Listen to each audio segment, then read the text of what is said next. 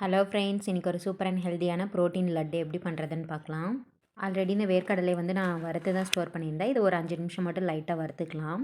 குழந்தைங்க ஸ்கூல்லேருந்து வந்தோடனே கேட்கக்கூடிய ஒரே வார்த்தை என்னென்னு பார்த்தீங்கன்னா ஸ்நாக்ஸு. அந்த ஸ்நாக்ஸ் எப்படி நம்ம ஹெல்த்தியாக கொடுக்குறது அப்படின்றத அம்மாவோட பெரும்பாடாக இருக்குது. ஒரு 5 நிமிஷம் போதுங்க. 5 நிமிஷத்துக்குள்ளே இந்த நம்ம லட்டை ரெடி பண்ணிடலாம். நல்லா வறுத்தாச்சு. அதை ஒரு மிக்ஸி ஜாருக்கு ட்ரான்ஸ்ஃபர் பண்ணிடுறேன். இதை வந்து நம்ம நைஸாக அரைச்சிக்கலாம். ஸ்வீட்டுக்காக வந்து வெல்லம், கருப்பட்டி எது வேணால் ஆட் பண்ணிக்கலாம். கரும்பு சர்க்கரையும் ஆட் பண்ணிக்கலாம். டேஸ்ட் ரொம்ப சூப்பராக இருக்கும். நான் வெல்லம் தான் வந்து ஆல்ரெடி திருவி வச்சுருக்கேன். அதை தான் ஆட் பண்ணிக்கிறேன்.